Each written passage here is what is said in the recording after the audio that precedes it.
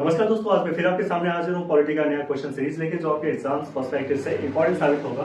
देखते हैं दोस्तों आज क्या हम लोग टॉपिक का डिस्कशन करेंगे। ऑब्जेक्टिव टॉपिक आज का टॉपिक है दोस्तों भारतीय संविधान, इंडियन कॉन्स्टिट्यूशन। इससे रिलेटेड क्वेश्चन का डिस्कशन करेंगे दोस्तों। जीत और हार आपकी सोच पर निर्भर करती है। मान लो तो हार है और ठान लो तो जीत है। जरा आपके माइंड का दो पक्ष होता है, एक पॉजिटिव एक नेगेटिव। नेगेटिव क्या करता है कि आपको नेगेटिव फीडबैक देता है, नेगेटिव एनर्जी प्रोड्यूस करता है, और दूसरा जो है पॉजिटिव थॉट को पॉजिटिव एनर्जी में बदलता है। तो आपको दोस्तों हमेशा पॉजिटिव एनर्जी से भरे रहना है। यह स्टूडेंट के लिए तो और भी जरूरी है, क्योंकि आपके पास जो है खोने के लिए है ना, पाने के लिए बहुत सी चीजें हैं। तो आपको नेगेटिव थॉट नहीं आनी चाहिए कभी भी, ठीक है। आपको हमेशा अपने लक्ष्य की ओर ध्यान देना चाहिए। संविधान के अनुसार यदि इस्तीफा हटाने या मृत्यु के कारण राष्ट्रपति का पद खाली हो जाता है तो कितने समय के भीतर चुनाव होना चाहिए? यह दोस्तों कितने समय के अंदर होना चाहिए? यह 6 महीने के अंदर चुनाव हो जाना चाहिए। नए राष्ट्रपति चुनाव कराने के लिए दोस्तों यह संवैधानिक रूप से अनिवार्य समय है। अनिवार्य समय 3 महीने का नहीं होता है। कितने महीने का होता है दोस्तों? यह 6 महीने का समय होता है कि राष्ट्रपति का चुनाव हो जाना चाहिए अगर उनका पद खाली है तो। दोस्तों दूसरा क्वेश्चन है, निम्नलिखित में से कौन सा राष्ट्रपति के प्रसाद पर्यंत पद का धारण करते हैं? तो यह है दोस्तों किसी राज्य के राज्यपाल, गवर्नर ऑफ अ स्टेट, जब राष्ट्रपति के प्रसाद पर्यंत धारण करते हैं पद को। देखिए दोस्तों, कंप्ट्रोलर एंड ऑडिटर जनरल जो है राष्ट्रपति द्वारा नियुक्त होते हैं, लेकिन उन्हें केवल सुप्रीम कोर्ट के न्यायाधीश जैसी प्रक्रिया से ही हटाया जा सकता है। चीफ इलेक्शन कमिश्नर, इन्हें कार्यकाल की सुरक्षा कार्यालय की सुरक्षा प्राप्त होती है। राष्ट्रपति की साधारण इच्छा पर इन्हें नहीं हटाया जा सकता है। गवर्नर ऑफ अ स्टेट दोस्तों, ये जो है अनुच्छेद 156 के अंतर्गत राज्यपाल राष्ट्रपति के प्रसाद पर्यंत पर धारण करते हैं और इन्हें बिना किसी निर्दिष्ट आधार के आधार पे इन्हें हटाया जा सकता है। चेयरमैन ऑफ यूपीएससी, ये जो है दोस्तों कदाचार के आरोप पे सुप्रीम कोर्ट द्वारा औपचारिक जांच और रिपोर्ट के बाद इन्हें राष्ट्रपति द्वारा हटाया जा सकता है। नेक्स्ट दोस्तों, भारतीय संविधान के किस अनुच्छेद के तहत राष्ट्रपति सर्वोच्च न्यायालय से सलाहकार राय मांग सकते हैं? किस अनुच्छेद के अंतर्गत दोस्तों? तो यह है दोस्तों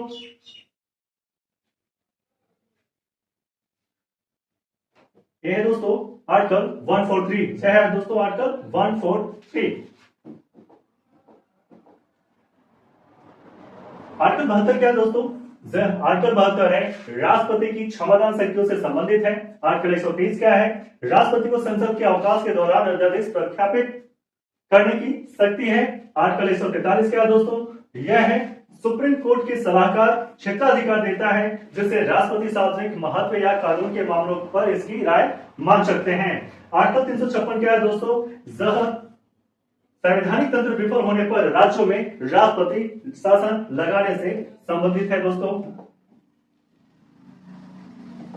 नेक्स्ट क्वेश्चन, राष्ट्रपति की निम्नलिखित में से कौन सी क्षमादान शक्ति के कठोर दंड के स्थान में हल्का दंड देती है? यह कौन सा है दोस्तों? यह है कॉम्पिटिशन, लघुकरण, है ना, लघुकरण है इसका आंसर। दोस्तों रेमिशन क्या होता है? रेमिशन है सजा के चरित्र को बदले बिना उसकी अवधि को कम करना। सजा के चरित्र को बिना बदले हुए उसकी अवधि को कम करना है। जैसे 2 साल के कठोर कारावास को 1 साल के कठोर कारावास में बदलना। कॉम्पिटिशन जो है सजा के एक रूप को हल्के रूप में बदलना, जैसे मृत्युदंड को कठोर कारावास में बदल देना। रिस्पेक्ट क्या है दोस्तों? यह है किसी विशेष तथ्य जैसे शारीरिक विकलांगता या गर्भावस्था के कारण मूल रूप से दी गई सजा को कम कर देना। रिप्राइव क्या है दोस्तों? तो यह है क्षमा मांगने का समय देने के लिए किसी सजा, विशेषकर मृत्युदंड के निष्पादन पर अस्थायी रोक लगा देना। नहीं दोस्तों, भारत के एकमात्र राष्ट्रपति कौन है जो निर्विरोध चुने गए थे? वह कौन है दोस्तों? वह है नीलम संजीव रेड्डी। वो है नीलम संजीव रेड्डी। दोस्तों डॉक्टर राजेंद्र प्रसाद जी के बारे में जानते हैं। जब भारत के पहले राष्ट्रपति हैं जिन्होंने 1952 और 1957 में चुनाव जीता था। डॉक्टर एस राधाकृष्णन क्या है? इन्होंने जो है पहले उपराष्ट्रपति के रूप में कार्य किया और बाद में 1962 में दूसरा राष्ट्रपति के रूप में चुनाव जीता। नीलम संजीव रेड्डी इनके बारे में जानते हैं। 1977 में अन्य सभी उम्मीदवार के नामांकन पत्र खारिज होने के बाद ये क्या हो गए, निर्विवाद चुने गए थे। वीवी गिरी, इनके बारे में 1969 में एक स्वतंत्र उम्मीदवार के रूप में भारतीय इतिहास का सबसे कड़ा राष्ट्रपति चुनाव जीता था इन्होंने। संघ की कार्यपालिका शक्ति अनुच्छेद के तहत राष्ट्रपति में निहित है। वह आर्टिकल है दोस्तों 53, आर्टिकल 53 है दोस्तों। आर्टिकल 53 क्या है, आर्टिकल 53 क्या है, तो स्पष्ट रूप से संघ की कार्यपालिका शक्ति राष्ट्रपति में निहित करता है कि क्या राष्ट्र की कार्यपालिका शक्ति जो राष्ट्र की वो किसमें निहित है, वह राष्ट्रपति में निहित है, जिसका प्रयोग सीधे अधीनस्थ अधिकारियों के माध्यम से किया जाता है। आर्टिकल 74 क्या है दोस्तों, आर्टिकल 74 है राष्ट्रपति को सहायता और सलाह देने के लिए पीएम के नेतृत्व में एक मंत्री परिषद का प्रावधान करता है। आर्टिकल 75 क्या है दोस्तों, मंत्रियों के संबंध में अन्य प्रावधानों जैसे नियुक्ति, वेतन, लोकसभा के प्रति सामूहिक जिम्मेदारी से संबंधित है। दोस्तों आर्टिकल 52 क्या है दोस्तों, यह केवल यह बताता है कि भारत का एक राष्ट्रपति होगा। आर्टिकल 52 क्या बताता है कि भारत का सिर्फ एक राष्ट्रपति होंगे। किस संवैधानिक संशोधन में मंत्रिपरिषद की सलाह को राष्ट्रपति के लिए बाध्यकारी बना दिया? यह दोस्तों 42वां संविधान संशोधन, 42वां संविधान संशोधन। 24वां संविधान संशोधन क्या है दोस्तों, वो देखते हैं। मौलिक अधिकारों से सहित संविधान के किसी भी हिस्से में संशोधन करने की संसद की शक्ति की पुष्टि है।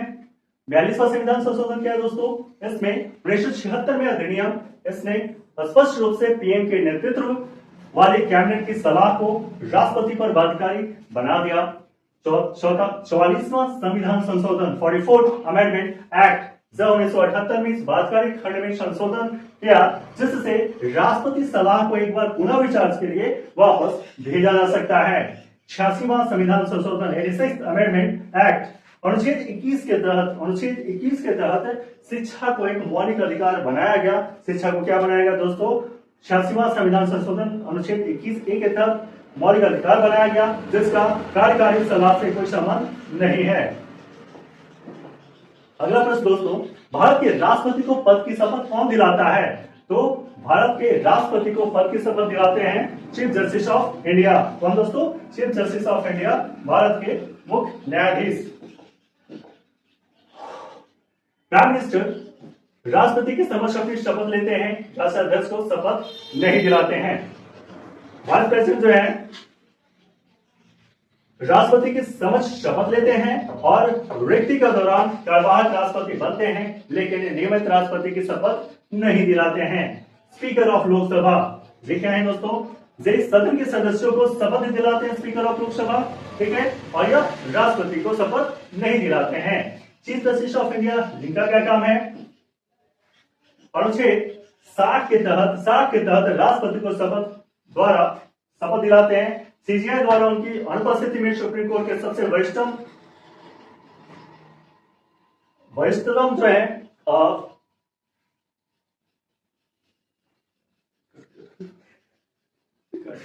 वरिष्ठतम